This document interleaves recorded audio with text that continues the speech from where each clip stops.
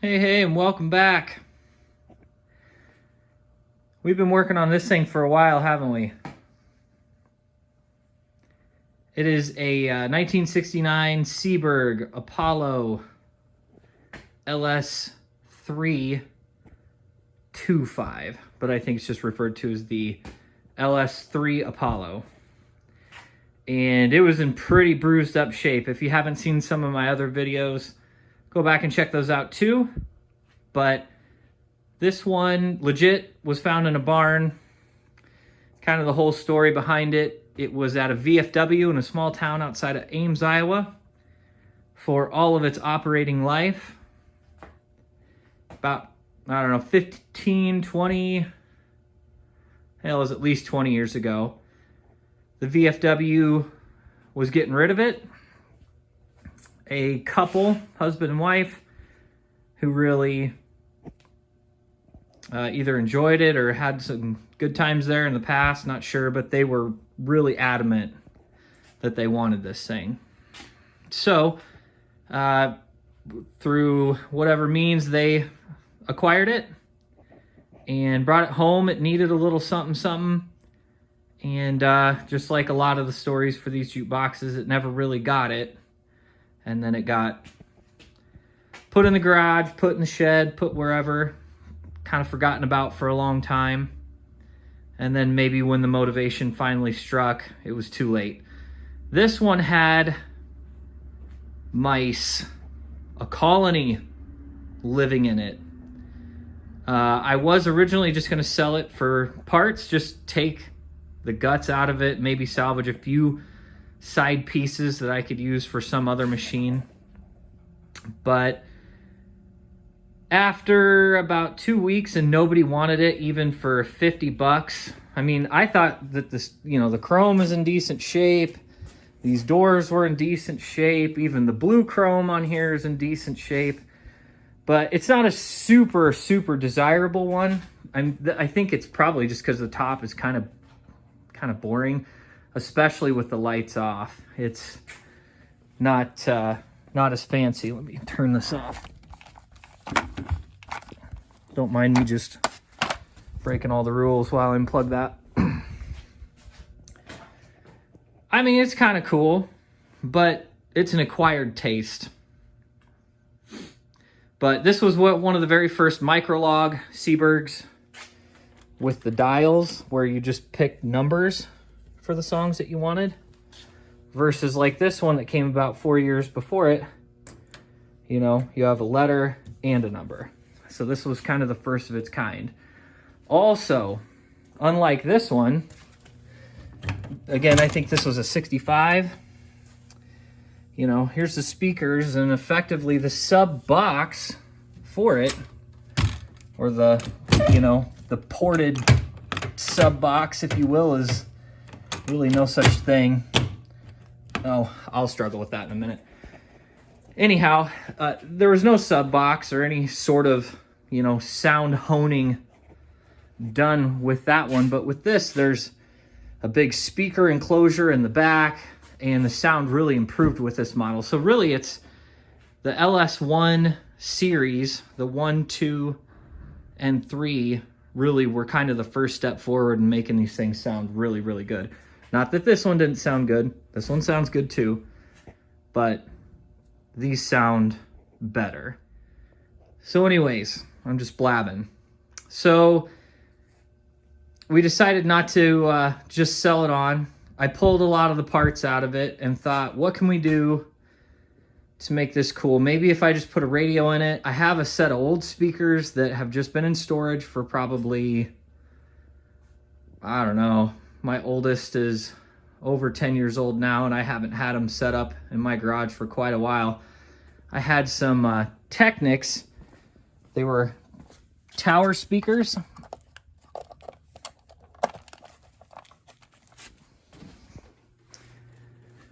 And then being tower speakers, they had 2 12s, 2 10s. Let's do it with the lights out here. There we go.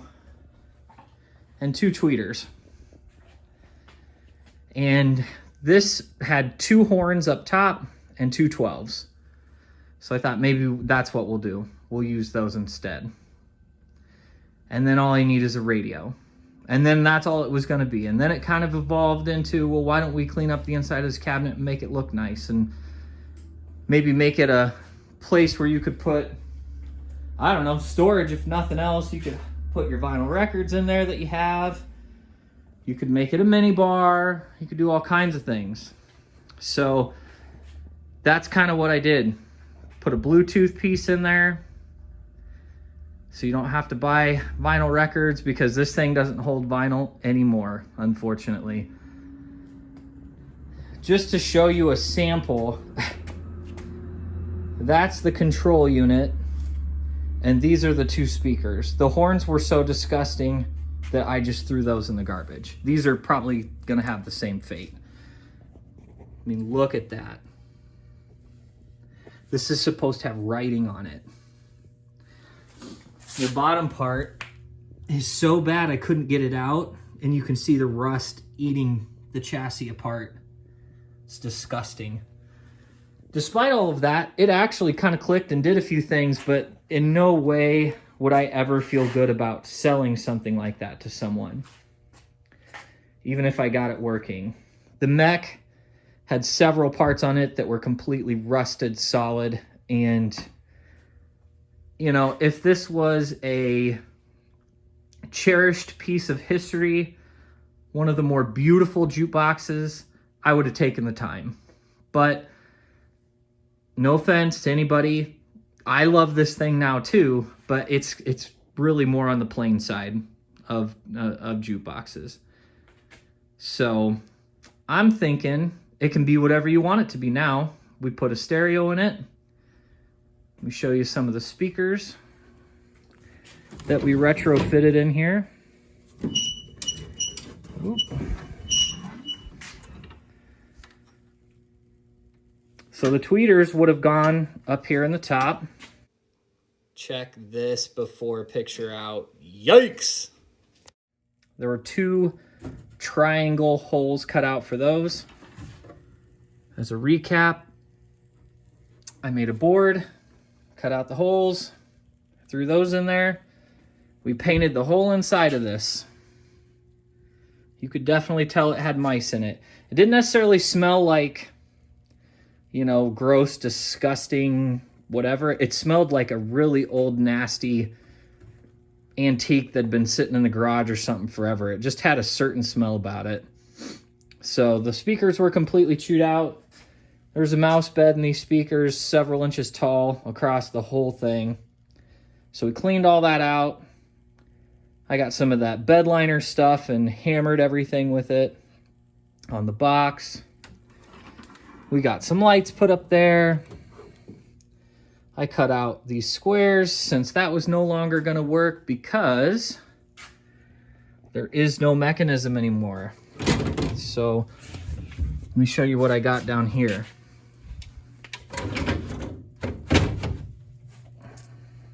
We've got a receiver.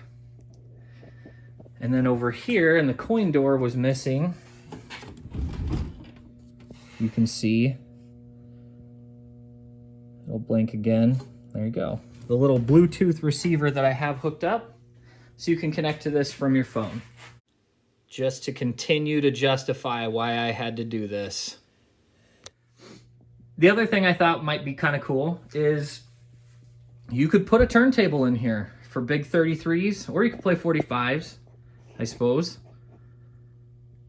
But I mean, the options are endless. You could hook you could put a TV up on top of this thing, and this could be with a couple more speakers out in the room. This has surround sound and the whole deal. You don't even have to use this if you don't want to. You could completely unhook that, take the Bluetooth thing out, connect it to your radio at home, and then just run speaker wires up there. Sky's the limit, really. But put some wood in the bottom, made it nice, dressed it up. And kind of the last step here today is to get rid of this yellowish looking color light. hate it. I kind of ruined these. If you'll see in one of my other videos, this is supposed to be a darker setting, and they're supposed to be like strips, like you can kind of see the faint lines right here where it was darker. Well, this would have all looked blue, and then this would have been clear, and then this would have been blue with red going down the middle. Well, when I saturated it with peroxide to try to bleach the plastics out, it kind of hurt the paint.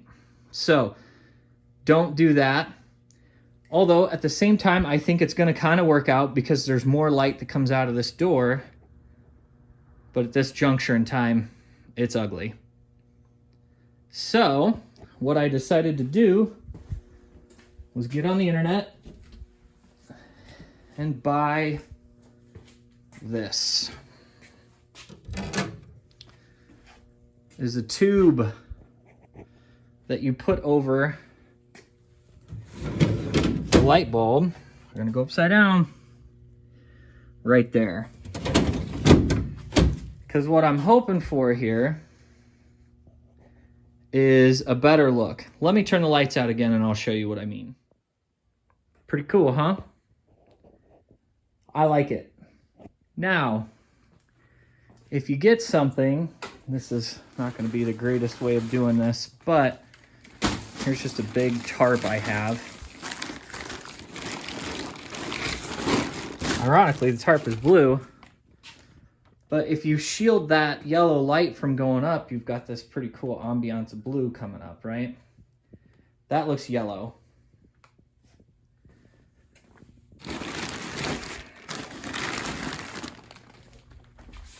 Now you take another look, and the labels I'm pretty sure I could probably bleach out more white, but again, that'll just make this look more white too instead of blue.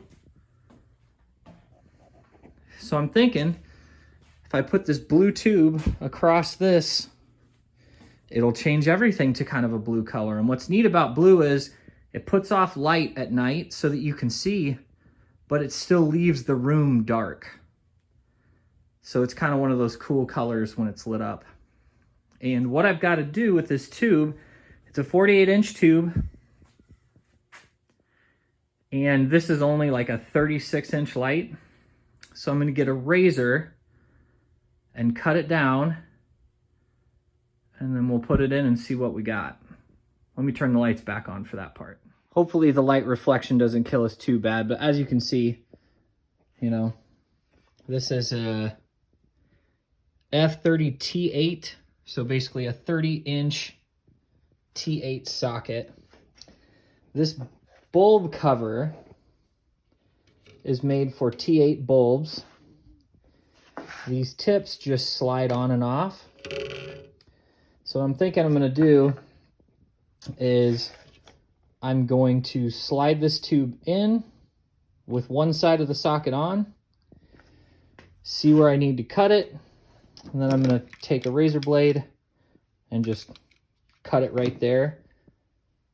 Maybe a little bit short so that you still have a way to handle the light bulb to twist it in the socket. See, I'm not really sure on that point. I've never really used one of these before. So let me do that quick. And I'll tell you what I find out. Sweet. So yeah, effectively what you want to do is you slide this in there. It'll stick out a little bit at the end.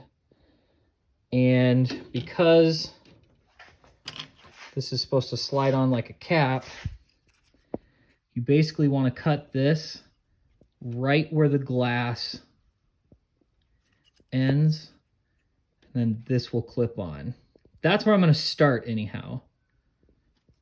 It's a lot easier to take a little bit more off than it is to stretch it back out, if you know what I mean.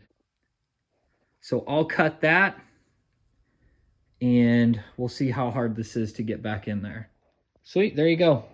Wasn't an issue at all. So effectively you just slide the cap over the side that you cut, and you can just kind of pinch it in the middle and twist it into its socket. Now the question is it going to make it too dim, or is the blue going to be enough of a blue to make it wash out those colors.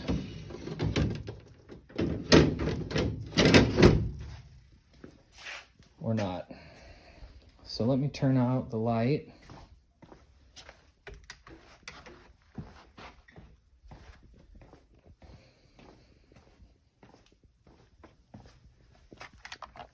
And let's see what we got here.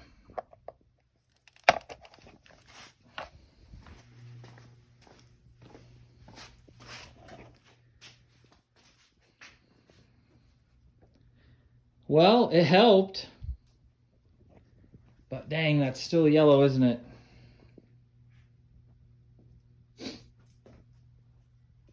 Oh well, it still lets this be blue more than yellow. And that, I suppose, in itself was worth it. Oh, look at that. I tripped over an edger. Every video. So yeah, there you go. It looks nice. So again, just to like review, I paid not much for this. I almost left it. Paid 40 bucks for it, I think. I paid $16 for this blue tube. Paid $31 for that Bluetooth. This can of spray paint was 15 bucks, but I bought it for a different project. And let's see, the rest was just, I had materials left over from something else. So I had wood that I had used for a boat project and had just been sitting in my garage for years. These speakers I had no plan for other than just to, you know, eventually set them back up, but the boxes had gotten wet at the bottom and started falling apart. They were in my garage, you know, so you got a hose and you're washing stuff, it happens. And then that receiver actually used to be the one in our house. So if you have some of these things laying around, this becomes a whole lot cheaper. Obviously, if you have to go out and buy stuff, then it gets a little bit more expensive. However, there's stuff on Marketplace, like Facebook Marketplace or Craigslist sometimes. It's not as popular anymore, but sometimes, where you can get, you know, a decent deal on stuff. The speakers that I put in there are phenomenal. But I'm sure, you know, a decent set of speakers that aren't blown would be pretty good too. So I think with all the spray paint, because post-COVID everything is stupid, I think every can of spray paint I bought was 10 bucks plus just for flat black. So I probably have 40 bucks worth of spray paint in there. About what I paid for it in general. So pretty good. I think what total investment, what does that equal out to? I'll add it all up and show you. But I think that that was pretty small price to pay to keep something like this out of the dump, and I'm sure it's going to make somebody happy. Maybe I take another stab at these doors. What I could do is take them all the way apart and see if it separates, or I could run a bead of caulking around the inside so that they don't leak and soak them in peroxide again and try to get that to turn white. Because this was pretty yellow up here even before I started, and now that's pretty clear. This could go another step more. And I want to kind of sample it. I don't know if that stuff will take these stickers off or not. And I have other jukeboxes that I want to do that to. So maybe I'll continue to use this as my test dummy to see if I can't get a better result. But in general, that's pretty dang good. And it sounds awesome too. So, drop me a line. Let me know what you think. Was this, like I've said in the other videos, was this a good idea or a bad idea? You think it turned out okay? Would you have done something a little different? Let me know. But this was kind of a long one, and we didn't get to save it to be original. But it's better than this going to the dump. That's certainly where it was going to go. So like and subscribe. I don't want to get a copyright hit, so I can't play music. that I want to on this video, but I'll upload a couple shorts just immediately after this, playing a few different songs, because I don't think the same rules apply for that. So thanks again for watching.